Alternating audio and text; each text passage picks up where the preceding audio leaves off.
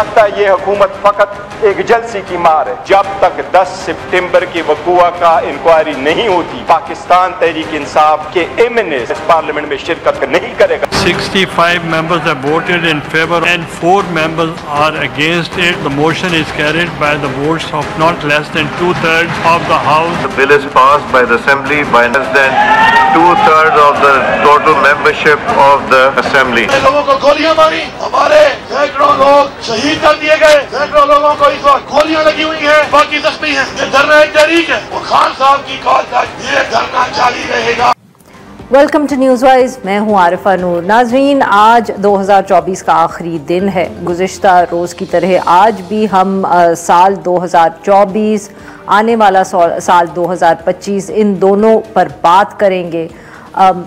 What happened, आगे क्या हो सकता है, क्या नहीं हो सकता। 2024 का जो एक हमारा बहुत क्लीशे जुमला है, क्या खोया क्या पाया, और हम फोकस करेंगे सियासत पर। ऑब्वियसली बहुत अहम साल था सियासी हवालों से। साल की शुरू हुई तो शायद हम लोग यही सोच रहे थे कि इलेक्शंस होंगे कि नहीं, फिर बिला आखिर फरवरी में 2024 इलेक्शंस भी हुए। इलेक्शन का जो रिज़ल्ट आया वो भी काफ़ी सरप्राइजिंग था इन सम वेज़। फिर जिस तरह हुकूमत बनी या बनाई गई वो शायद हमारे लिए इतना नया नहीं था। ऐसा हमने माजी में बहुत मर्तबा होते देखा है। It was perhaps repeat of what we have seen many times before.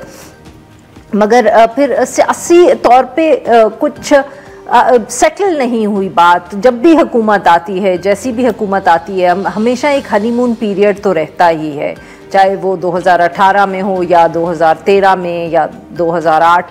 But 2024 में लगा नहीं कि हुकूमत को कोई ख़ास हनीमून पीरियड मिला। उसकी बहुत सी वजूहात थी। कुछ का ताल्लुक जिस तरह इलेक्शन हुआ उससे थी, तो बहुत से जो माशी सूरत हाल रही उसके बाद उससे भी ताल्लुक था।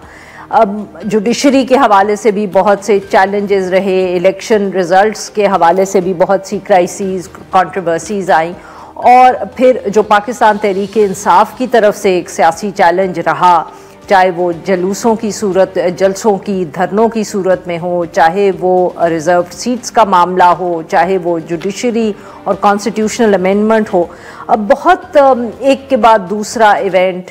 और शायद ये सवाल अब भी पूछना है कि इमरान खान साहब को जेल में तो बंद कर दिया, मगर कई दफ़े ऐसा लगा कि सारी सियासत उनके इर्द गिर्द ही घूम रही है। मुल्क का जो दूसरा बड़ा सियासतदान नवाज़ शरीफ साहब, वो तो इलेक्शन के बाद बहुत कम ही नज़र आए। सियासत तो PMLN ने बिल्कुल ना की। हुकूमत में जो जमात होती है वो वैसे भी ज़रा उसके पास कम ही वक्त रहता है सियासी एक्टिविटीज़ के लिए। पर पाकिस्तान मुस्लिम लीग नवाज़ और ख़ास तौर पे नवाज़ शरीफ साहब तो लगा कि बिल्कुल सियासत से दूर ही हो गए हैं। पाकिस्तान पीपल्स पार्टी की सियासत की रिवायत वही रही जो हमने पिछले चंद सालों में देखी कि एक तरफ उन्होंने अपने आप को अपोजिशन का हिस्सा भी माना इन सम वेज़, मगर सिंध में उनकी हुकूमत तीसरी मरतबा बनी। उसके अलावा जो ये सेंटर में गवर्नमेंट को भी उन्होंने सपोर्ट किया, ये भी बार बार कहा कि हुकूमत का हम हिस्सा नहीं हैं, मगर बहुत से आइनी ओहदे भी उनके पास रहे। इसी तरह अगर मिनिस्ट्रीज़ को भी देखें तो बिस्प जो एक बहुत अहम मिनिस्ट्री है उसको भी पाकिस्तान पीपल्स पार्टी ही हेड कर रही है। चैलेंजेस अपनी जगह मौजूद है। आज भी जो आखिरी दिन था साल का, तो हुकूमत ने एक बहुत बड़ा इवेंट किया हुआ था, एक होम ग्रोन इकोनॉमिक प्लान उन्होंने वहाँ लॉन्च किया, जिससे एक दफ़े फिर ये अंडरलाइन या एम्फसाइज़ किया गया कि अगर सबसे बड़ा कोई चैलेंज है मुल्क के लिए या हुकूमत के लिए, ख़ास तौर पे जो इस्लामाबाद में हुकूमत है, वो मईशत ही रहेगी। इन सब इश्यूज़ पे बात करने के लिए आज हमारे साथ मौजूद हैं शाहजेब जिला साहब, हमारे कॉलीग हैं, तज्जियाकार हैं, एंकर पर्सन हैं ज़रा हट के शो के। Welcome to the show Shahzeb साहब। जी शाहजेब साहब, 2024 अगर आप देखें, बहुत रिवायती सा सवाल है बट शायद ये पूछना बहुत ज़रूरी होता है कि who were the winners and the losers of this year in terms of politics. आपके ख्याल में कौन से ऐसे प्लेयर्स थे, स्टेक होल्डर्स थे, सियासतदान थे जिनको हमें लगा कि उनके लिए एक ये सक्सेसफुल साल था और किन के लिए एक मुश्किल साल रहा? अरफा, मेरा ख्याल है ये डिपेंड करता है कि how do we define success. मेरे ख्याल से इस साल हमने देखा कि हमारे जो सिविल मिलिट्री लीडर्स हैं मौजूदा, उन्होंने पावर कंसोलिडेट किया। जिस तरह का इलेक्शन हुआ, जिस तरह ज़बरदस्ती की सरकार बनाई गई, लोगों का जो पॉपुलर विल है उसको सप्रेस किया गया, मैनिपुलेट किया गया, वो हम पहले 2018 में देख चुके थे और अब हमने दोबारा देखा और थोड़ा सा और हमने देखा कि बेढंगे तरीके से जो है वो सब हुआ। और सारा साल फिर हम इसी बहस में उलझे रहे कि ये गवर्नमेंट जो है ये इसकी क्रेडिबिलिटी है या नहीं, इसकी लेजिटिमेसी है या नहीं। मैंने जब कहा कि हम ये पावर कंसोलिडेट होते हुए देखा तो आपने भी कहा कि जुडिशरी को हमने टेम होते हुए देखा। ये जो 26th अमेंडमेंट आ गई, इन्होंने अपनी जो पार्लियामेंट्री मेजॉरिटी है किस तरह से उसको इन्होंने यूज़ किया कि एक इंस्टीट्यूशन जो है जहाँ से उनको रेजिस्टेंस थोड़ी बहुत आ रही थी टॉप जजेस से, उसको उन्होंने कैसे टेम किया। मीडिया ऑलरेडी जो है वो चाहे ये पैमरा हो, दूसरे इदारे हों, उनके जो रेड लाइन्स हैं उसके अंदर रहते हुए चलता है। एक और बात जो हमने देखी इस साल, which will be remembered for it, वो ये कि जो हमारा जो डिजिटल लैंडस्केप है, इंटरनेट है, उसमें जो तबाही आई वो मेरा ख्याल है कि अनपैरेलल है बिफोर। कि ये जिस तरह से इंटरनेट डिसरप्ट हुआ, थ्रॉटल हुआ, वीपीएन्स की बहस हुई, ट्विटर को ब्लॉक किया गया। क्योंकि मैं कहता हूँ कि हमारे मुल्क में देखें बिजली, पानी, महंगाई के हम लोग सताए हुए हैं, हमारी सड़कें खराब हैं, ट्रैफिक बुरा है, लॉ एंड ऑर्डर सही नहीं। शाहजेब साहब माफ करिएगा, आपकी बात यहाँ काट रही हूँ। We have separate segments on the judiciary and internet. आपके साथ हम जरा सियासत के लैंडस्केप पे फोकस करना चाह रहे थे। Okay, so talking about politics, देखें गवर्नमेंट ने, मैंने कहा कि अपने आप को कंसोलिडेट किया, उन्होंने अपनी पावर बढ़ाई। इमरान खान साहब की गिर्द पॉलिटिक्स घूमती रही इवन दो वो जेल में हैं। मुझे लगता है कि उन्होंने अपने आप को अपनी गलत हिकमत अमली से और गलत सियासत से मजीद उन्होंने अपने आप को आइसोलेट किया। लोगों में पॉपुलैरिटी बिल्कुल होगी, लेकिन अगर वो ट्रांसलेट ना हो, आप दानाई से आगे ना बढ़ें, तो आहिस्ता आहिस्ता आप अपने आप को कॉर्नर में करते जाते हैं। तो मुझे लगा कि जो नवंबर में जो कुछ उन्होंने करने की कोशिश की इस्लामाबाद में, मुझे नहीं लगता कि वो उनके हक में गया। और अब पीटीआई इस साल के आखिर में it has run out of further options, मुझे लगता है। और इसीलिए अब ये जो सो कॉल्ड एक कोई वो बात कर रहे हैं सिविल डिसोबीडियंस की और उसकी, I don't think that will work, that's going to go anywhere. तो मुझे लगता है कि उन्होंने अपने सारे जो ऑप्शंस हैं वो सारे उन्होंने यूज़ कर लिए हैं। एक चीज़ में मुझे लगता है कि थोड़ा बहुत उनको सुरखुरू हुए, और वो है उनकी इंटरनेशनल लॉबिंग। वर्ल्ड कैपिटल्स की तरफ से ट्विटर पे लेटर्स आना, अमेरिका में बयानात आना, वो एक प्रेशर मुझे लगता है कि गवर्नमेंट थोड़ा बहुत फील कर रही है। बट अदर देन दैट मुझे लगा कि पीटीआई ने खुद को अंडरमाइन किया, not because anything that the government did, because वो खान साहब का जो, क्योंकि उसके ताबे हैं सब लोग, और इनके पार्लियामेंटेरियंस ने कोशिश भी की कि हम नेगोशिएशन में जाएं, एंगेज भी करें, अभी भी वो प्रिटेंड कर रहे हैं। लेकिन आई थिंक उसमें बिगेस्ट ऑब्स्टिकल जो है वो खान साहब खुद ही हैं कि वो थ्रू नेगोशिएशन कोई रास्ता निकालने के शायद अभी तक हक में नजर नहीं आते। जी शाहजेब साहब, अगर अब हम पीएमएलएन की बात कर लें, अगर इमरान खान साहब, जैसे आपने कहा कि fees run out of options और हुकूमत ने कंसोलिडेट किया अपने आप को, तो फिर उसका क्रेडिट तो शहबाज शरीफ साहब को ज्यादा जाएगा। नवाज शरीफ साहब का तो बहुत कम रोल हमने देखा इस साल, चाहे सियासी तौर पे हो या गवर्नेंस के टर्म्स में हो। बिल्कुल ऐसे ही है। इलेक्शन जब हुआ और हम उम्मीद थी उनको कि नवाज शरीफ वापस आएंगे, लेकिन जिस तरह का रिजल्ट आया उसमें जो भी मैनिपुलेशन हुई, ये क्लियर हो गया कि नवाज शरीफ साहब को नहीं आने दिया जाएगा दोबारा, या लेट्स से कि उनके शायद हलकों में उनको वोट भी नहीं पड़े। और and he was then forced to accept कि ठीक है, आपकी बेटी को हम पंजाब में आने देते हैं, भाई आपका आ सकता है, लेकिन you have to take a back seat. और इवेंचुअली बिग्रजिंगली उन्होंने इसको एक्सेप्ट किया कि now I have to take a back seat और लेट देम, मतलब it's all in the family, still in the family.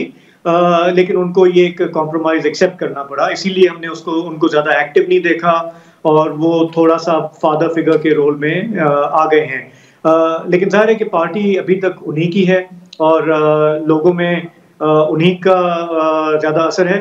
Aahista Aahista हम देखेंगे कि वो इंच बाय इंच जो है वो ही will take a back seat, और अब वो सारी उनकी जो इन्वेस्टमेंट है वो मरियम पे है, और वो पंजाब में वो जिस तरह से कैरी आउट कर रही हैं वो typical Sharif form of governance है, जो पहले नवाज शरीफ ने खुद किया, फिर शहबाज शरीफ ने किया, और मरियम जो है it's called a charm offensive, जिसमें नए इनिशिएटिव्स, नए नारे, नए looking busy, I am not sure कि whether they are actually delivering, लेकिन दे आर लुकिंग बिजी कि जी पंजाब जो है वो वापस शरीफ के हाथ में आ गया है, तो हम डिलीवर कर रहे हैं। बहुत बहुत शुक्रिया शब, आपने हमारे लिए वक्त निकाला। नाज़रीन, यहाँ पे लेते हैं हम एक छोटी सी ब्रेक, और जब हम ब्रेक से वापस आएंगे तो हम बात करेंगे जुडिशरी पर।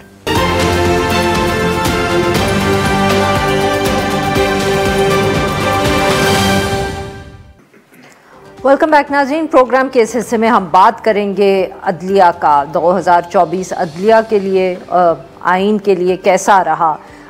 अब ये एक ऐसा साल था जिसमें जितनी सियासत में हलचल थी, हम कह सकते हैं उतनी ही जो सुपीरियर जुडिशरी है उस हवाले से हमने हलचल और ख़बरें देखी।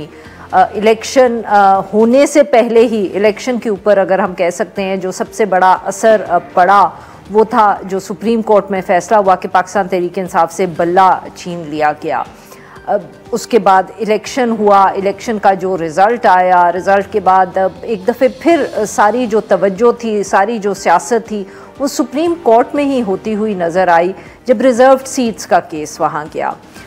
और जब ये केस सुना गया तो इतनी तवज्जो शायद हमने केस को भी नहीं दी या केस के फ़ैसले को भी नहीं दी, जितना हमने वहाँ जो जजेस का आपस में रवैया था, जुमलाबाजी थी, जिससे हमें कोर्ट की पॉलिटिक्स, जो कि हमेशा पाकिस्तान में इस्लामाबाद की सियासत का एक हिस्सा रहा है, उसमें एक नई किस्म की हमने इंटेंसिटी देखी।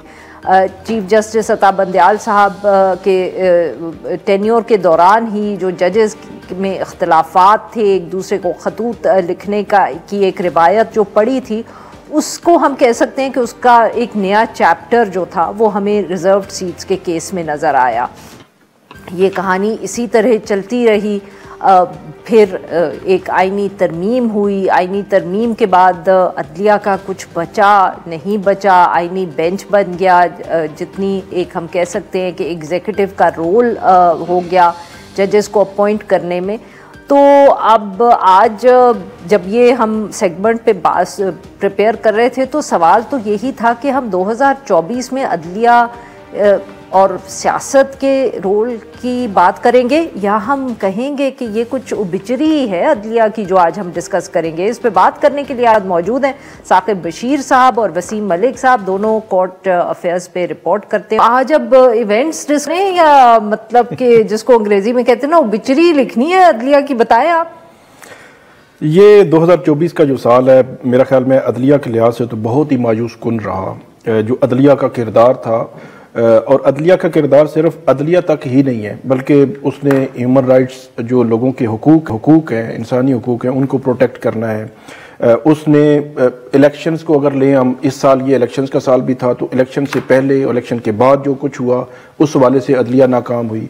अदलिया ने एक जो 40 साल पहले एक साबिक वज़ीर-ए-आज़म था उनके साथ इसी अदलिया ने एक जो जुडिशल मर्डर किया उसका तो उन्होंने मुदावा करने की कोशिश की। उन्होंने कहा कि वो फेयर ट्रायल नहीं था, लेकिन इसी अदलिया इसी साल जब 8 फरवरी से पहले 3 जो है वो 30 जनवरी, 31 जनवरी और 3 फरवरी 3 फैसले हुए एक साबिक वज़ीर-ए-आज़म के, और उन 3 फैसलों के हवाले से उनके मुखालिफिन भी कह रहे थे कि ये अदलिया ने ठीक नहीं किया।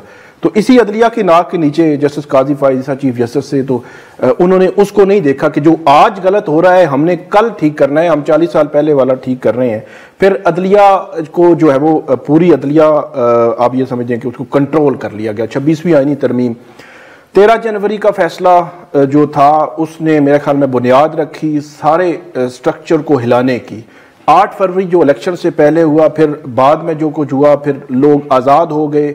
मेरे ख्याल में वो 13 जनवरी का फैसला ना होता तो लोग आज़ाद ना होते। जब लोग आज़ाद ना होते तो हमें 12 जुलाई भी ना देखना पड़ता कि मखसूस नशिस्तें किसको देनी है किसको नहीं देनी, एक दूसरे से लड़ रहे होते और ये कह रहे होते कि जी सुप्रीम कोर्ट का फैसला ही ना माने। फिर हमने 21 अक्टूबर जो देखा, ये सारी बुनियाद वही थी 13 जनवरी की। 21 अक्टूबर से पहले एक जो कुछ नशिस्तें ऐसी थीं जो जस्टिस काजी फाइसा की सुप्रीम कोर्ट ने या जस्टिस काजी फाइसा ने भरपूर रोल और उन्होंने प्लेट में रख के जो है वो दी हुक्मरान इत्तेहाद को, और उनकी जो 2/3 मेजॉरिटी है वो इस तरह जो है पूरी हुई और उन्होंने पूरी ये की। और उसके बाद क्या हुआ, एक चीज और, मिलिट्री कोर्ट्स पहली दफा, ये सब लोग कहते हैं कि मिलिट्री कोर्ट्स जो है पहले से काम कर रही हैं कि उनके ट्रायल्स पीटीआई के दौर में हुए बिल्कुल हुए और इंडिविजुअल्स के हुए, एक बंदे के हुए। यहाँ पे 104 पहली दफा ट्रायल हुए, मतलब जो प्योरली जो है वो सिविलियंस थे, 2 उनमें जो रिटायर्ड जो आर्मी के रिटायर्ड थे, बाकी सारे सिविलियंस थे। तो ये भी इसी 2024 में हमने देखा और इस पर मैं तो मोर कहूंगा क्योंकि सुप्रीम कोर्ट प्रोटेक्ट नहीं कर सकी उन राइट्स को जो सिविलियंस के थे, जो शहरियों के, सिटीजन्स के राइट्स थे। बिल्कुल से वसीम साहब, जो साकिब साहब ने बात की, बहुत ऑब्वियसली रिपोर्ट कार्ड तो एक्सटेंसिव है, बट कई दफ़े ये सवाल भी उठते हैं कि 2024 में क्या हम अदलिया के रोल पे पहले बात करें या काजी फैज़ ईसा के रोल पे पहले बात करें? अगर काजी फैज़ ईसा साहब चीफ जस्टिस ना होते तो क्या हम ये सब कुछ होता हुआ देखते? देखिए, ये अहम सवाल है। जैसे अब साकिब बशीर साहब इवेंट्स डिस्कस कर रहे थे, तो जब हम किसी भी अदालती साल का उसको हम जज करते हैं, उसको हम एनालाइज करते हैं, तो मेरे ख्याल में उसका पैमाना होना चाहिए। और इससे बेहतर पैमाना क्या हो सकता है कि जुडिशरी जो है वो एक तो उसकी क्रेडिबिलिटी अवाम में, क्या वो साल के आगाज़ पे ज़्यादा थी या साल के अख्ताम पे ज़्यादा है, कम हुई है, या फिर जो दूसरा इसका मैं समझता हूँ कि पैमाना है वो ये हो सकता है कि जो मुख्तलिफ आलमी इदारे हैं वो जुडिशरी की जो रैंकिंग करते हैं, हालिया UNDP की रिपोर्ट आई दिसंबर में, उसको हमने देखा कि अब हम रैंक कर रहे हैं 142 में से 120वें नंबर पे। तो चाहे अवाम में उसकी क्रेडिबिलिटी को देखें या इंटरनेशनल स्टैंडर्ड्स को देखें, तो इन दोनों में बड़ा ही तारीख साल ज़रूर रहा है। और जो आपने पूछा, फ़र्क हो सकता था, और फ़र्क मेरे ख्याल में होता भी अगर चीफ जस्टिस काजी फैज़ ईसा ना होते, क्योंकि उसकी जो हमें वजह बाद में 26वीं आईनी तरमीम में नज़र भी आई। अभी साकिब बशीर साहब ने जिस तरह से 13 जनवरी के फैसले का हवाला दिया, मेरे ख्याल में कहानी उससे भी कबल शुरू होती है। कहानी शुरू होती है 15 दिसंबर 2023 से, कि जब काजी फैज़ ईसा वो जो RO का मामला था, लाहौर हाई कोर्ट का फैसला था, उसे अंडू करते हैं और फैसला ये होता है कि ROs उसी केयर टेकर सेटअप के मातहत जो ब्यूरोक्रेसी है वही इंतखाबात करवाएगी। और उसी में फिर हमने देखा कि उस वक्त के जो उसी केयर टेकर सेटअप में जो इंटीरियर मिनिस्टर थे वो बाद में वजीर दाखिला बन गए, और जो चीफ मिनिस्टर थे वो बाद में वजीर आला। तो ये सब हमने देखा। तो कहानी वहीं से शुरू हुई और इसमें भरम भी टूटे बहुत सारे, यानी कि फैसलों पे अमल दरामद ना होना। गुज़श्ता जब ये डिबेट होती है तो हम अक्सर पढ़ते हैं कि हम गालिबन हमने वो काम अब आके किया है जो इंग्लैंड में मैं एक दिन पढ़ रहा था कि वो किंग के ख़िलाफ़ फ़ैसला आया कहीं 13वीं सदी में, तो जाके किंग को बताया गया कि जजेस ने आपके ख़िलाफ़ फ़ैसला कर दिया, तो किंग ने जाकर कहा कि फिर जज को बताओ कि अपने फैसले पे अमल दरामद भी करके दिखाए। तो यही सूरत हाल हमें देखने को हमने भी ऐसे डायलॉग सुने इस साल। अच्छा, फिर एक और चीज़ जो हमें डिस्कस करनी चाहिए, वेरी क्विकली 30 सेकंड्स, जजेस के इस्तीफे भी इस साल आए, मतलब कि सुप्रीम कोर्ट ऑफ पाकिस्तान के जजेस ऑल ऑफ द सडन, चलें जस्टिस मज़ाहिर नकवी की समझ आती थी कि उनके ऊपर एक रेफरेंस चल रहा था, जस्टिस इजाजुल एहसन, उस वक्त तो 26वीं तरमीम का तस्वुर भी नहीं था ना अभी तक, और उन्होंने चीफ जस्टिस बनना था, वो भी ऑल ऑफ द सडन इस्तीफ़ा दे गए और तब से अब तक खामोश हैं। तो ये एक मायूस कुन साल मेरे ख्याल में रहा। बिल्कुल सही जी। नाज़रीन, यहाँ पे लेते हैं हम एक छोटी सी और ब्रेक के बाद हम अपने मेहमानों से गुफ्तगू जारी रखेंगे।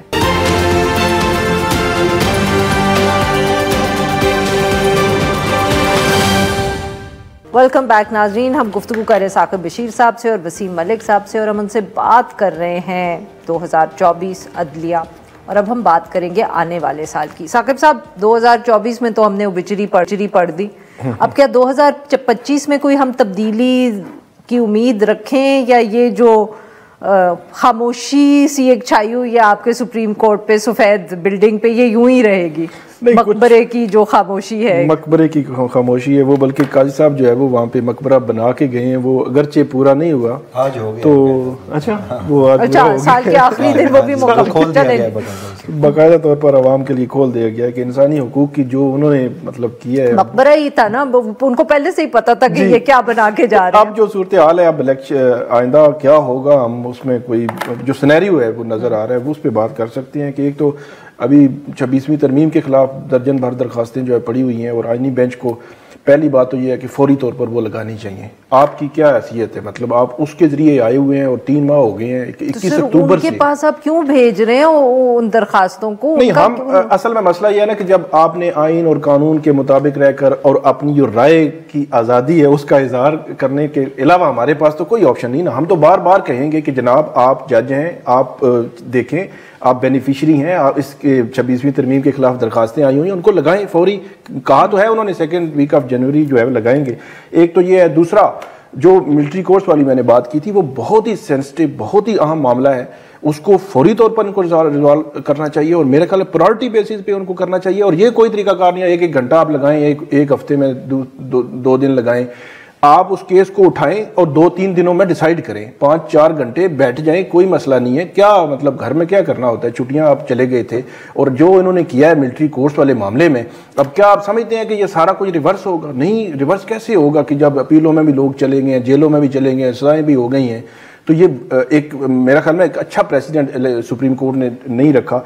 फिर एक और जो अभी जो जजेस की तैनाती है, ये भी 36 जज जो है वो पूरी मुल्क की हाई कोर्ट्स में तैनात होने हैं। उनमें कम से कम जो है वो कोई मैकेनिज्म जो आपने बनाया है, जो रूल्स बनाए हैं, अब सिर्फ बजाय लग रहा है कि गवर्नमेंट जब भी उनको कोई मसला होगा वो कहेंगे वोटिंग करा लो, तो वोट उनके पास ज्यादा है। अब जब भी रूल्स में कोई भी चीज तय करनी होगी तो जो 36 जज लगने हैं ये कम से कम उन पैरामीटर्स पर कम से कम पूरे उतरने चाहिए। उसमें बहुत सारे नाम ऐसे हैं जो सिफारिशी हैं, जो उनकी एलिजिबिलिटी क्राइटेरिया पूरा नहीं होता, वो जज बनने के अहल नहीं है, उनके नाम आए हुए हैं कि यानी चले जी एक पार्टी के ये फलां पार्टी के, ये फलां जज के और फलां जज के, तो ये उनको क्राइटेरिया मीट करना पड़ेगा। एक सिर्फ अच्छा, very quickly, chief justice Islamabad high court, अब जब chief justice Islamabad high court supreme court जाएंगे तो वहां तैनाती होनी है। उसके हवाले से ये रूमर्स हैं कि बाहर से चीफ जस्टिस लाया जाएगा। अब अंदाजा लगाएं कि 6 जजेस खत क्यों लिखा, उनको सबक सिखाने के लिए कहां से कहां गवर्नमेंट जा रही है, तो कम से कम होश के नाखल लें, इन्हीं जजेस में से कुछ चीफ जस्टिस लगाएं अगर लगाने हैं। वसीम साहब, obviously you can comment on everything that Saqib साहब सेड, बट क्या आपको लग रहा है कि ये स्पेशली 26वीं आईनी तरमीम और मिलिट्री कोर्ट्स कि इनके फैसले हमें जल्द आते नजर आएंगे अगले चंद महीनों में? देखिए, वो तो होंगे क्योंकि मिलिट्री कोर्ट्स इन्होंने डिसाइड करना है और उसके बाद 26वीं तरमीम लगनी है। वो ये बेंच कह चुका और बेंच को 6 महीने की एक्सटेंशन भी मिल चुकी। लेकिन जितनी भी हम ये बातें कर रहे हैं, हमने नोहा पढ़ा अदलिया का साल 2024 का, इस सब के बावजूद आप इसमें मेरी मासूमियत कहिए या कोई नाम दें, मैं अभी भी पुरुमीद हूँ। अब इन अ शॉर्ट रन नहीं, उम्र का तकाजा है। देखिए, मैं उसकी वजह बता देता हूँ जो मैं ये समझता हूँ मेरी नाकिस राय में। साल 2024 में भरम टूटे हैं और वो भरम टूटना मैं समझता हूँ ज़रूरी थे। अब जब भी इस मुल्क में, अब ये सिस्टम मुझे नहीं पता साल चलेगा, 2 साल चलेगा, 4 साल चलेगा, ये निज़ाम ऐसे नहीं चल सकता। जब दूसरा कोई सिस्टम आएगा तो उसमें आपको पावर रीनेगोशिएट करना पड़ेगी, आपको 26वीं तरमीम अनडू करना पड़ेगी। आपको सर, आपको किसने कहा कि वो निज़ाम जो है वो अगले साल आ रहा है? नहीं, देखिए, वही मैं कह रहा हूँ कि अगर ये सब ना होता, ये मेरा एक आर्गुमेंट है। नहीं, मैं तो वैसे कह रही हूँ कि जरूरी तो नहीं है ना कि वो अगले सालों में, वो मौजूदा साल में भी हो सकता है, साल 2025 भी हो सकता है। अगर ये सब कुछ ना होता, मौजूदा साल तो मुक गया ना, 2025 में भी हो सकता। और अगर ये भरम ना टूटते तो शायद ये हुकूमत चली जाती, दूसरी हुकूमत आ जाती। अगर ये 26वीं तरमीम ना होती तो उसके बाद जैसे पहले जुडिशरी थी वैसे चलती रहती, उसमें भी तो मसाइल थे। तो अब पावर को आपको जब दोबारा आप रीनिगोशिएट करेंगे तो उसमें बहुत सारी चीज़ें आपको रखनी पड़ेंगी। मैं एक मिसाल देता हूँ कि रियासती बंदोबस्त के पास टोटल हैं 5 रुपये, वो आपने डिस्ट्रीब्यूट किए हुए हैं। कुछ फैसला साजों ने ज़्यादा अपने पास रखे हुए हैं, किसी को 1 रुपया दिया हुआ है पार्लियामेंट को, किसी को जुडिशरी को। अवाम पाकिस्तान के पास कुछ नहीं है। अब जिस रोज़ ये पावर रीनिगोशिएट होगी उस दिन अवाम को भी आपको उसके हिस्से के देने पड़ेंगे। तो ये भरम ना टूटते तो सिस्टम ऐसे चलता रहता। अब जितने भरम टूटे हैं, कौन सा नाम गिनवाऊं? 15 दिसंबर, 13 जनवरी, 9 फरवरी, 8 फरवरी, 26 नवंबर, 12 जुलाई। तो मैं ये समझता हूँ कि ऐसा। बहुत बहुत शुक्रिया हमारे दो मेहमानों का, उन्होंने हमारे लिए वक्त निकाला। नाज़रीन, लेंगे एक छोटी सी ब्रेक और फिर हम बात करेंगे एक और बहुत अहम इशू 2024 का, इंटरनेट।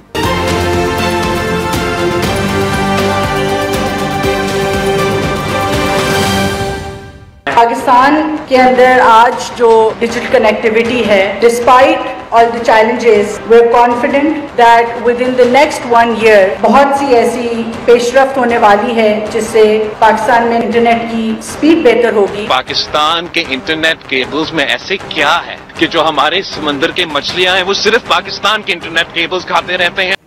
वेलकम बैक नाज़रीन, ये प्रोग्राम का आखिरी सेगमेंट है। इसमें एक रिपोर्ट शाया हुई है जिसने ये कहा है कि इस साल मुल्क भर में मोबाइल इंटरनेट की जो रफ्तार है वो माजी के मुकाबले में बेहतर हुई है और मजमूई तौर पर इंटरनेट की स्पीड में 28% इजाफा हुआ है। This is not a joke, मैं कोई पैरोडी शो नहीं कर रही। ये PTA ने जो साल 2024 की रिपोर्ट शाया की है, ये उसमें हमें बताया गया है। क्या सचमुच ऐसी सूरत हाल थी 2024 में? इस पे बात करने के लिए आज हमारे साथ उसामा खिलजी साहब मौजूद हैं, डिजिटल राइटर हैं। जी उसामा साहब, welcome to the show. Sir, मैं अब और क्या कहूँ, PTA की रिपोर्ट से मैंने आपको पढ़ दिया है कि उन्होंने हमें क्या बताया कि इंटरनेट की स्पीड कितनी बेहतर रही है इस साल। जी देखें, PTA को या मिनिस्ट्री ऑफ IT को मेरे ख्याल से पाकिस्तान में कोई भी नहीं ट्रस्ट करता। वो शायद अपने आप को खुद भी ना ट्रस्ट करते हों जो हालात रहे हैं। और इसमें हमने देखा है कि पाकिस्तान मेरे ख्याल में सर उससे बेहतर होगा ये कहना कि PTA के जो घर वाले हैं ना, PTA में जो काम करते हैं, उनके घर वाले भी उनकी बात पे यकीन नहीं करते हो। बिल्कुल बिल्कुल, या अगर उनके लिए कोई स्पेशल कनेक्शन हो। लेकिन जो पाकिस्तानी IT इंडस्ट्री है उनकी तरफ से अगर आप स्टेटमेंट्स देख लें तो उन्होंने कहा है कि पाकिस्तान में 40% इंटरनेट स्लो डाउन हुआ है। और जो बैरूनी ममालिक से अगर आप कंपैरिजन करते हैं तो हम बॉटम 12% में दुनिया में आते हैं इंटरनेट स्पीड से जहाँ तक बात है। और उसमें हमें ये मालूम होता है कि फ़लस्तीन में और लिबिया में जहाँ जंग हो रही है फ़लस्तीन में, वहाँ भी पाकिस्तान से तेज़ इंटरनेट चल रहा है। तो इस साल जो स्लो डाउन हुआ है वो बहुत ज़्यादा सिग्निफिकेंट रहा है। और वो आपको पता ही है कि IT इंडस्ट्री और फ्रीलांसर्स के क्या हालात हैं। आज भी मेरी किसी से बात हो रही थी, वो कह रहे थे कि इतने ज़्यादा freelancers have lost their jobs क्योंकि बैरूनी मुल्क से जो बिजनेसेस हैं वो पहला सवाल ये पूछते हैं कि क्या आप गारंटी दे सकते हैं कि आपका इंटरनेट ठीक चलेगा, तो फिर हम आपको काम देंगे अगर आप पाकिस्तान में रहते। उसामा साहब, शायद 2024 में जो मेरे जैसे लोग जो सियासत को बहुत ऑब्वियसली रोज हम डिस्कस करते हैं, मेरे ख्याल we were all forced to talk about two things in this country जिनका शायद सियासत से बराह रास्त या एटलीस्ट माजी में ताल्लुक नहीं रहा। एक, पाकिस्तान की डेमोग्राफी, यंग लोग बहुत हैं इस मुल्क में, उनका हमने फर्क भी असर भी देखा सियासत पे इस दफे, और दूसरा इंटरनेट। दो गालबन ऐसे गैर सियासी इश्यूज थे जिनको हमने सियासी बना दिया और वो सब कुछ इस इंटरनेट से ही उसका लिंक बनता है। आप इत्तेफाक करेंगे? जी बिल्कुल। और देखें, हमने देखा है कि इलेक्शन में किस तरह नौजवान लोगों ने वोट दिया और उनके ख्वाब किस तरह जो है तोड़े गए। और फिर इलेक्शन के दिन हमने ये भी देखा कि किस तरह 24 घंटे mobile internet, mobile phone signal सब कुछ बंद रहा, जिसकी वजह से हमने देखा कि रिजल्ट्स और पार्लियामेंट में क्या जो है कॉम्पोजिशन आई है और उसकी वजह से वो किस किस्म के कवानीन पास कर रहे हैं जो उन्हें खुद भी नहीं पता होता कि क्या कानून उनके पास आया है। वो वोट, उन्हें कहा जाता है वोट करें, वो वोट कर देते हैं। तो इसमें नौजवान लोगों को मेरे ख्याल से पॉलिटिकल सियासी जमातें जो हैं, खासकर जो PMLN है जो लीड कर रही है और PPP भी उनको सपोर्ट कर रही है पार्लियामान में, तो ये नौजवान पाकिस्तानियों को सबसे ज्यादा इन्होंने बुरे तरीके से उनके साथ सलूक रहा है इनका, और उनको बिल्कुल डिसअपॉइंट किया है। और इसमें हम देख रहे हैं इस साल जो पाकिस्तान से नौजवान लोग पाकिस्तान छोड़ के गए हैं वो तादाद बहुत ज़्यादा बढ़ गई है अगर आप कंपेयर करें पिछले कुछ सालों से। तो मेरे ख्याल से नौजवान लोगों के लिए ही शायद अगले साल उम्मीद है कि हुकूमत कोई बेहतर काम करे, लेकिन नज़र इस तरह कुछ नहीं आ रहा। बहुत बहुत शुक्रिया, अब आपने हमारे लिए वक्त निकाला। नाज़रीन, आज के लिए बस इतना ही। We'll be back tomorrow at the same time.